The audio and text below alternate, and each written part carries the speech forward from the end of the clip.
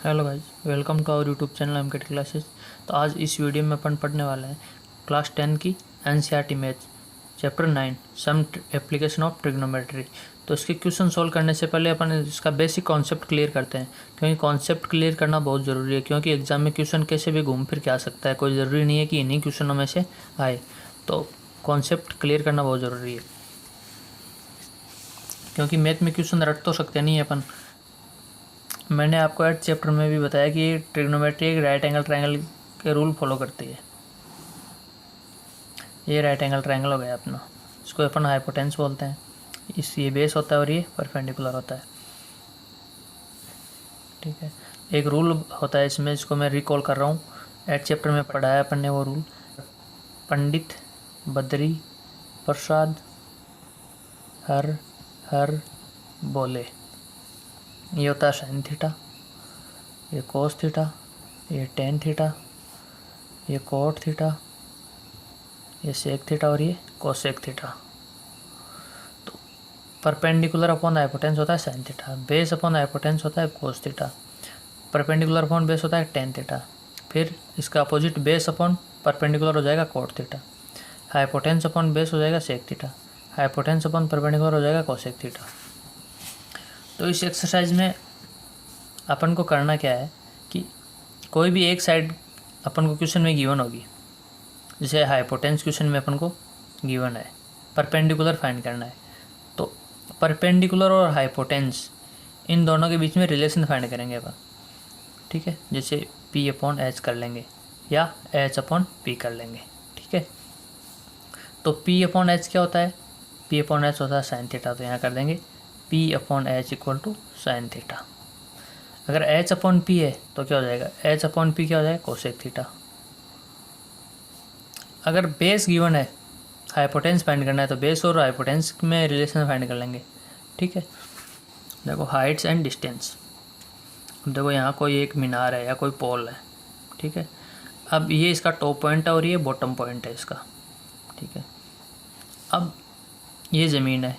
ठीक है, तो ज़मीन पर यहाँ कोई खड़ा है, जैसे मैं खड़ा हूँ यहाँ मान लो। तो मैं खड़ा होकर इसके टॉप पॉइंट को देख रहा हूँ, तो कौन सी लाइन बनेगी? ये लाइन ऑफ साइट।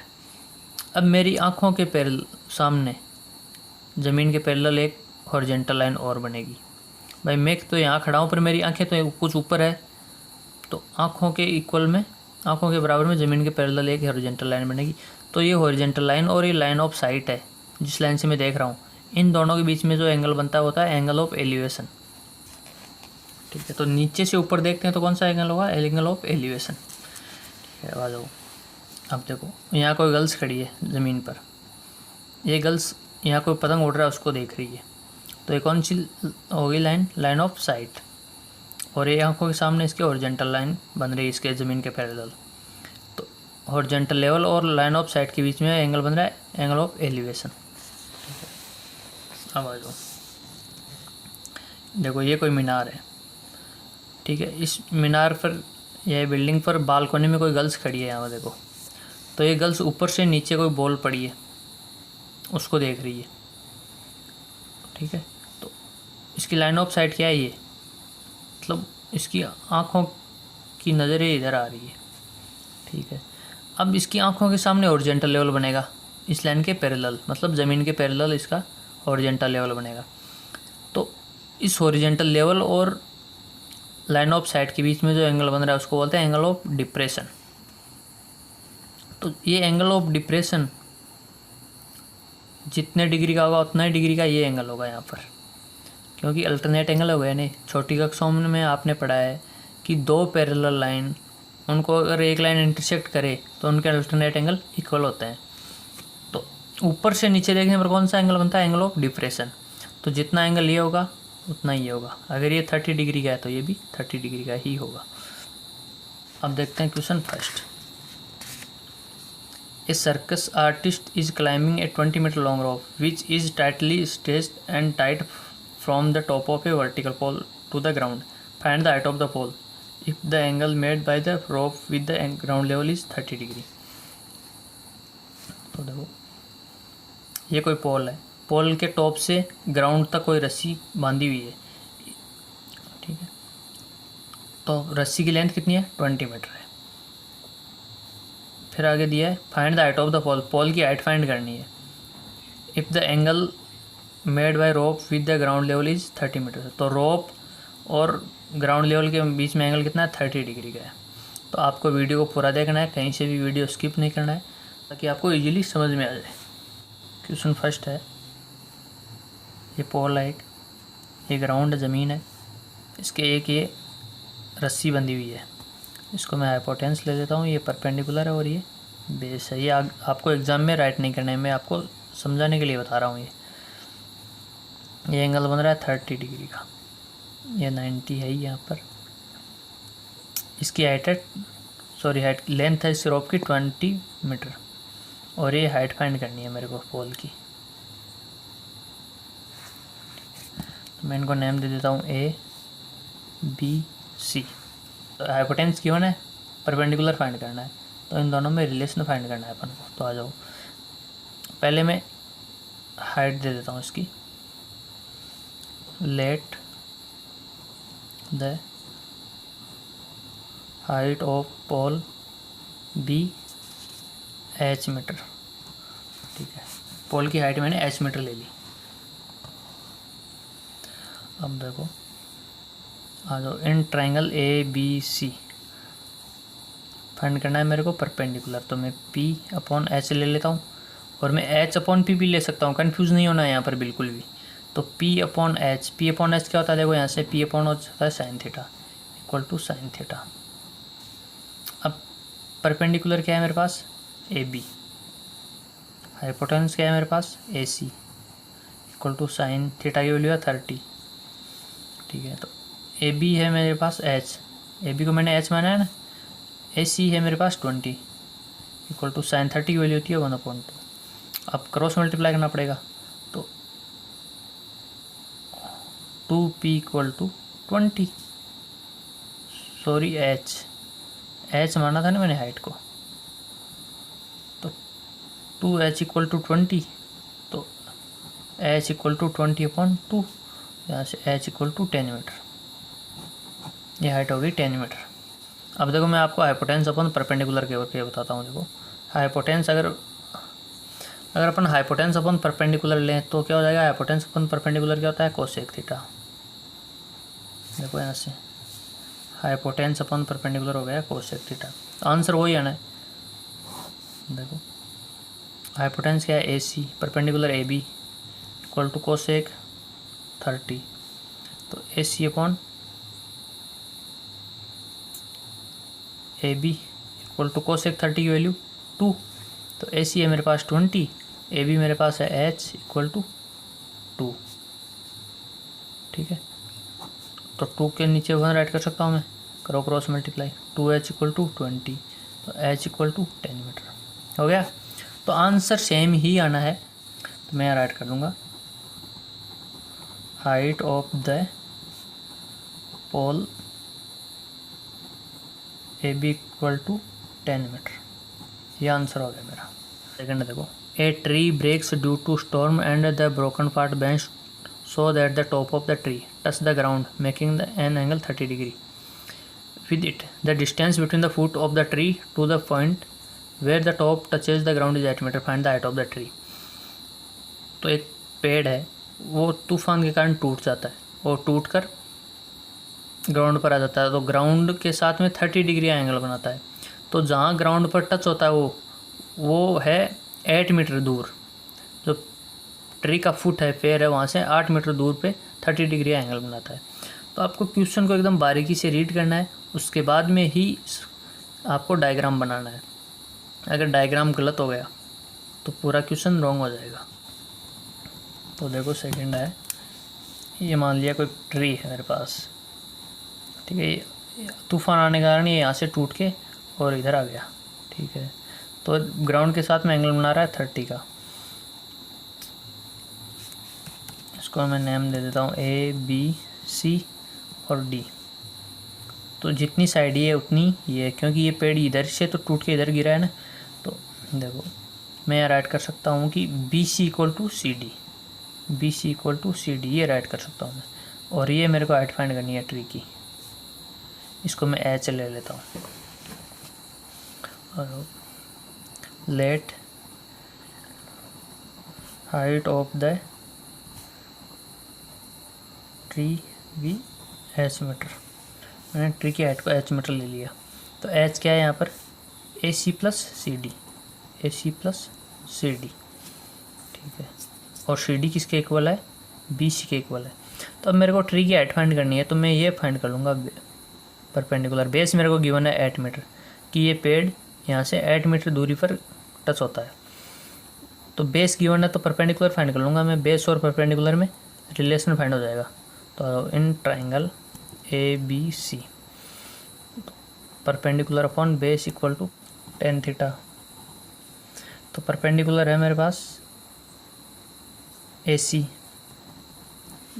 बेस है मेरे पास A B equal to tan 30। तो ए सी है, गिवन नहीं है, फाइंड करना है मेरे को। ए बी 8 मीटर है इक्वल टू tan 30 की value 1/√3, cross multiply A C √3 equal to 8। तो ए सी इक्वल टू 8/√3। तो परपेंडिकुलर आ गया मेरे पास ये 8/√3। अब मैं हाइपोटेंस फाइंड कर लूँगा।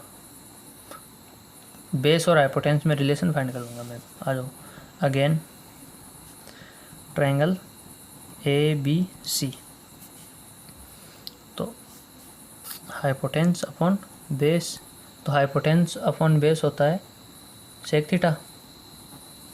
तो हाइपोटेंस है मेरे पास सी बी और बेस है A B to sec 30।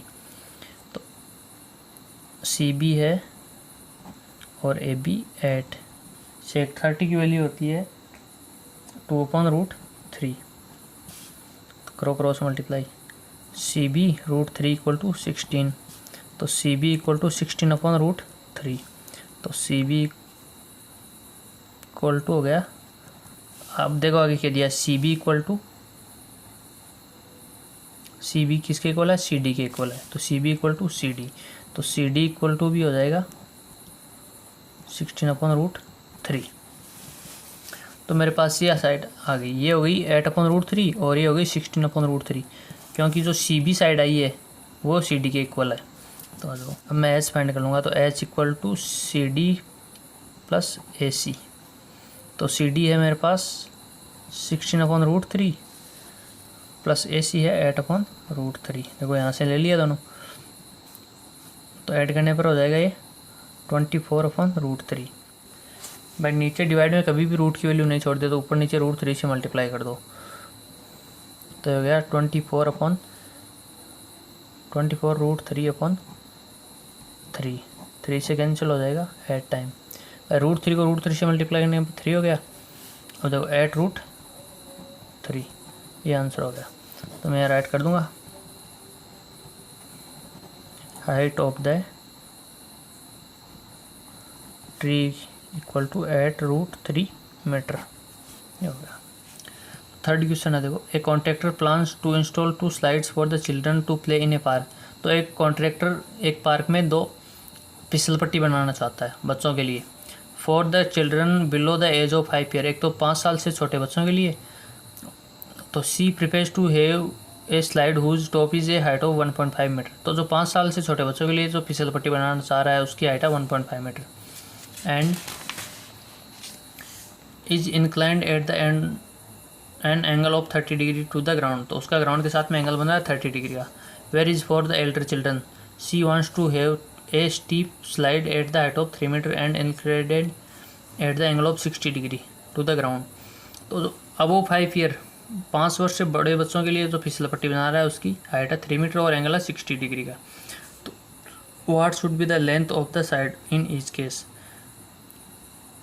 Slide की लेंथ फाइंड करनी है दोनों केस में। क्वेश्चन थर्ड है, 2 केस है इसमें, केस फर्स्ट और केस सेकंड। ये फर्स्ट केस तो है बिलो 5 ईयर ओल्ड और ये है अबोव 5 ईयर ओल्ड। अब देखो ये हाइट है 1.5 5 मीटर। इधर से सीढ़ियाँ लगी हुई है फिसल पट्टी पर चढ़ने के लिए। ये इधर फिसल पट्टी है, इधर बच्चों के फिसल कर आने के लिए। तो इसका एंगल बन रहा है 30 डिग्री का इसके साथ में। तो इसकी हाइट तो 1.5 मीटर है। तो ये लेंथ फाइंड करनी है अपन को फिसल पट्टी की। तो ये फिसल पट्टी की लेंथ में h मीटर मान लेता हूँ, ठीक है। तो आ जाओ, इनको नेम दे देता हूँ ABC। अब फाइंड क्या करना है मेरे को, हाइपोटेनस। परपेंडिकुलर मेरे पास गिवन है, तो देखो हाइपोटेंस h अपॉन परपेंडिकुलर। तो हाइपोटेनस अपॉन परपेंडिकुलर होता है साइन कोसेक थीटा। तो हाइपोटेनस है मेरे पास AC अपॉन परपेंडिकुलर है मेरे पास AB 1.5 इक्वल टू कोसेक 30। तो AC upon 1.5 equal to cosec 30 की वैल्यू है मेरे पास 2 अपॉन 1 राइट कर सकता हूँ मैं। तो करो क्रॉस मल्टीप्लाई। तो AC इक्वल टू 3 मीटर, ये होगी, ठीक है। तो AC को मैंने क्या माना है h, तो मैं यहाँ राइट कर दूंगा length of the slide equal to 3 metre, ठीक है। अब केस सेकंड है मेरे पास जिसकी हाइट है 3 मीटर। ये 3 मीटर हाइट है इसकी और इसका एंगल है 60। तो ABC स्लाइड लेंथ h मान लेता हूँ मैं। तो आ जाओ hypotenuse upon perpendicular equal to cosec 60। तो हाइपोटेनस है मेरे पास AC को क्या माना मैंने h माना। तो चलो h अपॉन परपेंडिकुलर क्या है AB कितना है 3 इक्वल टू कोसेक 60 की वैल्यू होती है 2 अपॉन √3। तो cross multiply √3 h equal to 6, h equal to 6 upon √3। अब रूट की वैल्यू कभी नीचे डिवाइड में नहीं छोड़ते। तो h equal to 6 upon √3 multiply √3 upon √3। ऊपर नीचे √3 से मल्टीप्लाई कर देंगे तो देखो क्या हो जाएगा 6√3 अपॉन √3 को √3 से मल्टीप्लाई करने पर 3 2 से कैंसिल हो जाएगा। तो 2√3। तो यहाँ से h कितना आ गया 2√3 मीटर। तो इस फिसल पट्टी की लेंथ कितनी है 2√3 मीटर, ठीक है। क्वेश्चन 4 है the angle of elevation of the top of a tower from a point of the ground which is 30 metre away from the foot of the tower is 30 degree. Find the height of the tower. तो एक tower है, तो उसके base से मतलब उसके foot से 30 metre दूर पर कोई एक पॉइंट है, उससे उस टावर के टॉप का एंगल बन रहा है 30 डिग्री का। तो टावर की हाइट फाइंड करनी है। एक टावर है, ठीक है। इस टावर से 30 मीटर की दूरी पर कोई पॉइंट है यहाँ पर। इस पॉइंट का टॉप के साथ में एंगल बन रहा है 30 का। ये एंगल बन रहा है 30 का। तो हाइट फाइंड करनी है टावर की अपन को। तो ये हाइट फाइंड करनी है। h ले लेता हूँ मैं हाइट को ABC और ये डिस्टेंस है 30 मीटर। तो मैंने हाइट को क्या लिया h लिया। तो मैं यहाँ राइट कर दूँगा लेट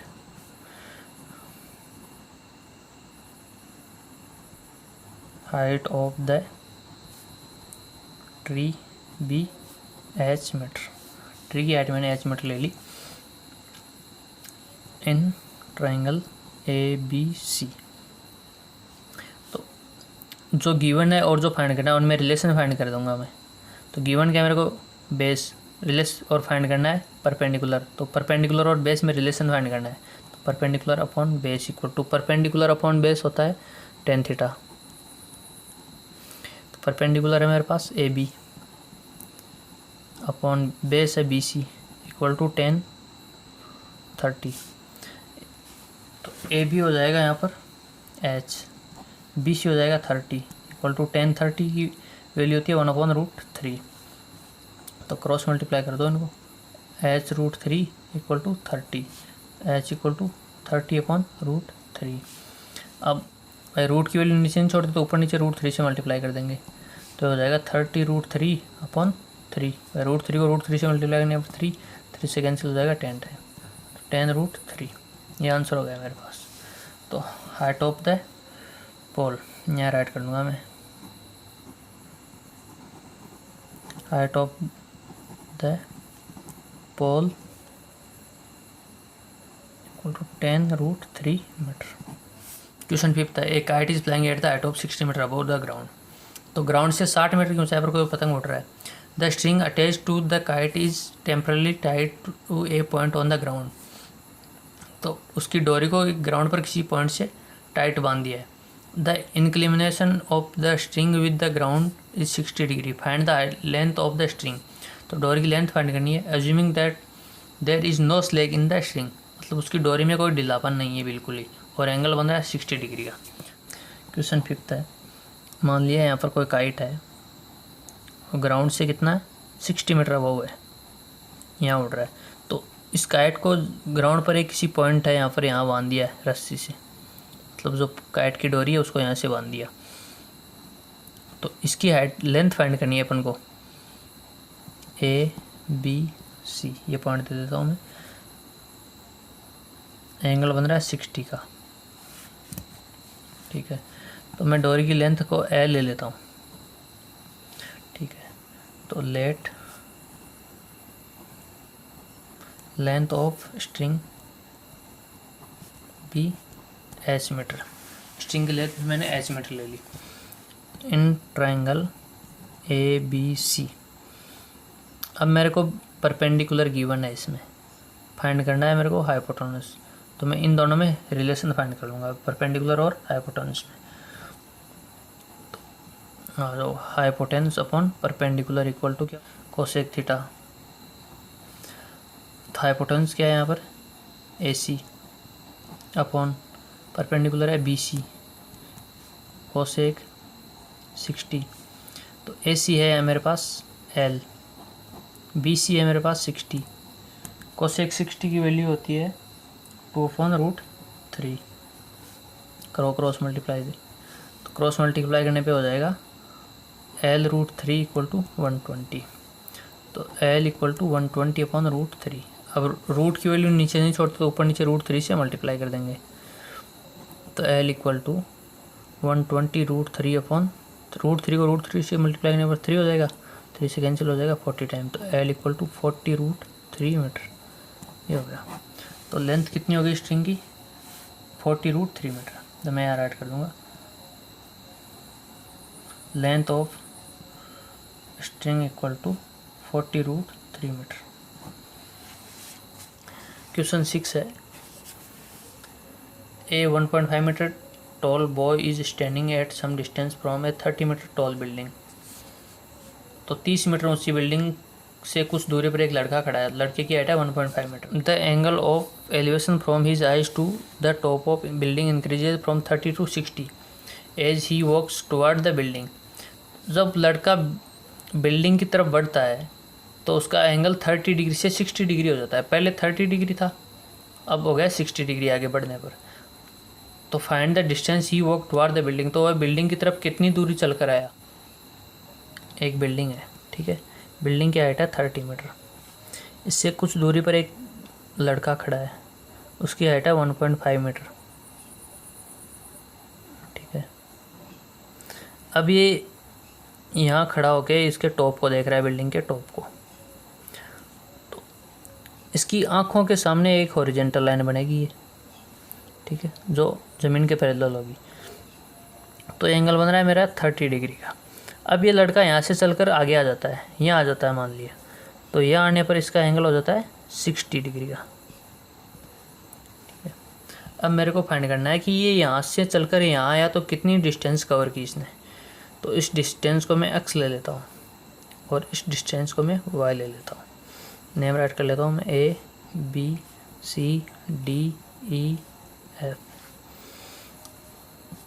अब मेरे को x फाइंड करना है। अब अगर आपको ऐसा डायग्राम दिखे कहीं भी तो घबराने की कोई ज़रूरी नहीं है, इसमें दोनों ट्रायंगल से फाइंड करना पड़ेगा। देखो, अगर दो ट्रायंगल बन रहे हैं, दोनों ट्रायंगल से फाइंड करो। पहले ट्रायंगल ABC ले लूँगा मैं, तो ABC लूँगा तो मेरे पास y की वैल्यू आ जाएगी, क्यों, परपेंडिकुलर है मेरे पास, बेस आ जाएगा, ठीक है। अब मैं बड़ा वाला ट्रायंगल ले लूँगा ABD। तो ABD लूँगा तो मेरे पास परपेंडिकुलर है, बेस में फाइंड कर लूँगा, तो बेस क्या हो जाएगा, x प्लस वाई हो जाएगा ना इसमें। तो मैं पूरा बेस फाइंड कर लूँगा, तो बेस की जो भी वैल्यू आएगी उसमें से मैं ये माइनस कर दूँगा, तो ये आ जाएगी मेरे पास। बस हो गया, बहुत इजी क्वेश्चन है। देखो अब ये हाइट कितनी हो जाएगी मेरे पास यहाँ से यहाँ तक की, भाई ये 1.5 मीटर तो लड़के की लेंथ है, तो ये तो माइनस करनी पड़ेगी ना, तो ये हो जाएगी 28.5 metre.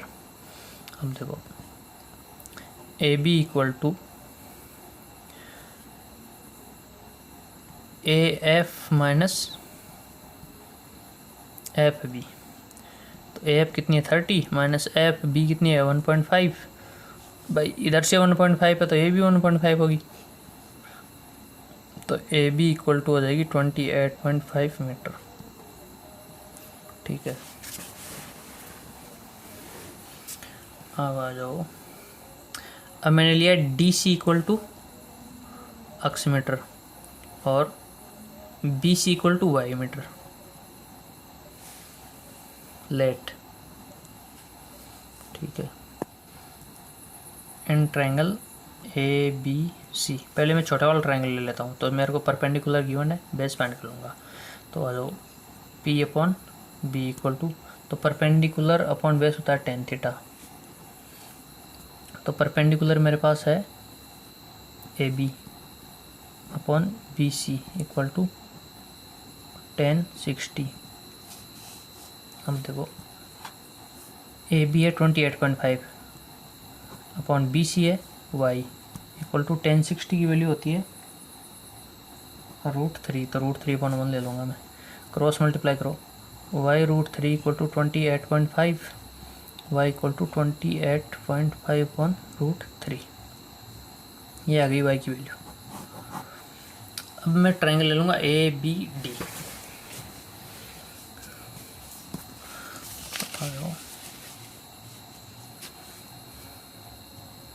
In triangle A B D, तो ए बी डी में क्या हो जाएगा, परपेंडिकुलर अपॉन बेस ले लूँगा, तो perpendicular upon base equal to 10 theta, तो परपेंडिकुलर है मेरे पास ए बी, बेस है मेरे पास बी डी इक्वल टू 1030, तो ए बी है 28.5, बी डी है मेरे पास x plus Y equal to 1030 की वैल्यू होती है 1/√3, करो cross multiply, x plus Y equal to 28.5 multiply √3। अब मेरे को फाइंड करना है x, ये तो बताना है ना इसमें डायग्राम में, देखो ये बताना है कि ये पहले यहाँ था, यहाँ से चलकर यहाँ आया तो कितनी डिस्टेंस कवर की यहाँ से यहाँ तक, तो x फाइंड करना है मेरे को। तो आ जाओ x equal to 28.5 √3 minus Y, Y इधर प्लस में, इधर क्या हो जाएगा माइनस का, तो आ जाओ देखो वाई की वैल्यू पुट कर दो यहाँ पर, वाई की वैल्यू ये रही यहाँ पर, करो वाई की वैल्यू पुट, तो x इक्वल टू 28.5 √3 माइनस 28.5/√3, इसके नीचे मैं 1 ले लेता हूँ, तो एलसीएम लेना पड़ेगा, √3 आ जाएगा एलसीएम, √3 से √3 को मल्टीप्लाई किया 3 हो गया, 3 को 28.5 से मल्टीप्लाई करने पे देखो 5 3 जा 15, 1 24 और 1 25, 2 और 6 2 8 85.5 माइनस 28.5, तो ये हो जाएगा देखो 0.75 57.0/√3।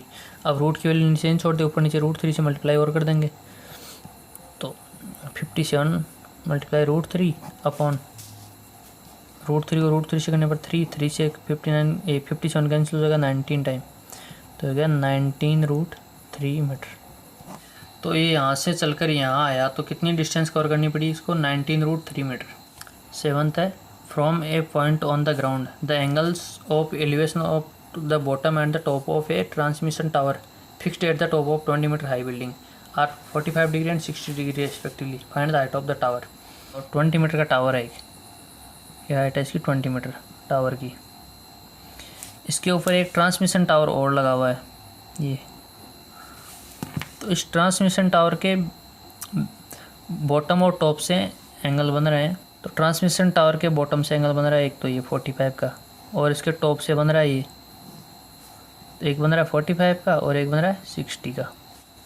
तो ये हाइट फाइंड करनी है मेरे को ट्रांसमिशन टावर की, H A B C D. तो मैंने ट्रांसमिशन टावर की हाइट को एच मान लिया। तो let height of the transmission tower equal to tower be H metre. ठीक है, अब मेरे पास देखो दो ट्रायंगल बन रहे हैं, ए बी सी और एक ए बी डी। तो मैं पहले ए बी सी से बेस फाइंड कर लूँगा। ठीक है, बेस फाइंड करने के बाद में भाई इसमें परपेंडिकुलर है इस ट्रायंगल में, तो बेस फाइंड कर लूँगा। बेस फाइंड करने के बाद में ये परपेंडिकुलर पूरा फाइंड कर लूँगा मैं। ठीक है, आ जाओ। In triangle A B C, तो बेस अपॉन परपेंडिकुलर, तो बेस अपॉन परपेंडिकुलर होता है कोट थीटा। तो बेस है मेरे पास ए बी और परपेंडिकुलर है मेरे पास A C equal to coat 45। तो ए बी है, फाइंड करना है मेरे को, ए बी अपॉन ए सी है 20 इक्वल टू कोट 45 की वैल्यू 1/1। तो A B equal to 20 metre. तो ये भी हो गई 20 मीटर। अब मेरे पास बेस आ गया, तो मैं बड़े वाले ट्रायंगल से परपेंडिकुलर फाइंड कर लूँगा। तो परपेंडिकुलर क्या हो जाएगा यहाँ से 20 प्लस एच, ये हो जाएगा ना। तो आ जाओ, in triangle A B D, तो देखो परपेंडिकुलर क्या है मेरे पास ए डी अपॉन बेस क्या है ए बी। तो परपेंडिकुलर अपॉन बेस होता है tan थीटा। तो परपेंडिकुलर है मेरे पास 20 plus H, 20 plus H, base है 20 इक्वल टू tan 60। तो 20 plus H upon 20 equal to tan 60 की वैल्यू होती है √3, 3/1 कर दूंगा मैं इसको, करो क्रॉस मल्टीप्लाई। तो 20 प्लस एच इक्वल टू 20 √3। तो एच इक्वल टू 20 √3 माइनस 20 इधर आके माइनस का हो जाएगा। एच इक्वल टू 20 कॉमन ले लूँगा मैं, इधर √3 बचेगा, इधर 1 बचेगा। तो मैं यहाँ राइट कर दूँगा height of transmission tower equal to 20 √3 minus 1 metre. 8th question है, देखो a statue 1.6 metre tall stand on the top of a pedestal form a point on the ground. The angle of elevation of the top of the statue is 60 degree and the from the same point at the angle of elevation of the top of the pedestal is 45 degree. Find the height of the pedestal. Question 8 है, pedestal है कोई भी, ठीक है। तो इस pedestal के ऊपर एक स्टैट्यू और है, मतलब एक मूर्ति लगी है और इसकी हाइट है 1.6 मीटर। इसके ग्राउंड पर कोई भी एक पॉइंट है, ग्राउंड पर एक पॉइंट से इसके पेडेस्टल के टॉप से इसका एंगल बन रहा है 45 और इसके स्टैट्यू के टॉप से एंगल बन रहा है इसका 60 का। ये एंगल बन रहा है 60 का। मैं नेम दे दूंगा इनको ए बी सी डी। अब मेरे को पेडेस्टल की हाइट फाइंड करनी है, तो मैं इसको एच ले लेता हूँ, ठीक है। तो आ जाओ, let height of the pedestal be H metre. अब दो ट्रायंगल है इसमें, तो मैं देखो एक तो ए बी सी है और एक ए बी डी है। तो मैं पहले छोटा वाला ट्रायंगल लेता हूँ, इन ट्रायंगल ए बी सी मैं ले लूँगा perpendicular upon base P upon B equal to tan theta. तो पी कितना है मेरे पास, A C upon A B equal to tan 45। तो ए सी है एच और ए बी है नहीं मेरे पास, तो tan 45 की वैल्यू 1/1। तो यहाँ से A B equal to H, तो ए बी की वैल्यू हो गई एच। तो जितनी हाइट पेडेस्टल की है उतनी वैल्यू ए बी की है, ठीक। अब मैं ट्रायंगल ले लेता हूँ A B D. In triangle A B D perpendicular upon base, तो P upon B equal to tan theta. तो परपेंडिकुलर है मेरे पास ए डी अपॉन बेस है मेरे पास AB इक्वल टू 10 60। तो AD क्या है, H plus 1.6, H plus 1.6 upon AB क्या है, H equal to 10 60। Value put करो, H plus 1.6 upon H equal to 1060 की वैल्यू होती है √3 अपॉन 1।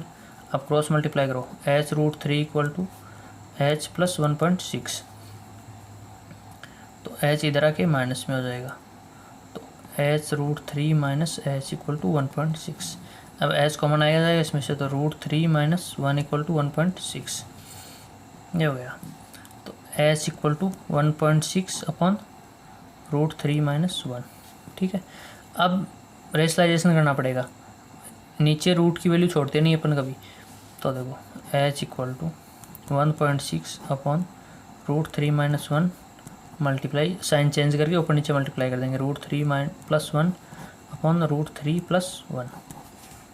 देखो 1.6 √3 plus 1 upon A minus B, A plus B हो गया ना, तो कर दो A² माइनस B² हो जाएगा, A² √3 का स्क्वायर माइनस B² 1 का स्क्वायर, 1.6 √3 प्लस 1 अपॉन 3 का स्क्वायर 9 माइनस 1, तो ये हो जाएगा, सॉरी √3 का स्क्वायर 3, तो 1.6 √3 प्लस 1 अपॉन 2, तो 2 से कैंसिल हो जाएगा 0.8, तो H इक्वल टू 0.8 √3 प्लस 1, ये हो गया मीटर, ये आंसर हो गया मेरे पास। तो हाइट ऑफ पेडेस्टल क्या हो जाएगी यहाँ पर, height of pedestal equal to 0.8 √3 plus 1 metre, ये आंसर हो गया।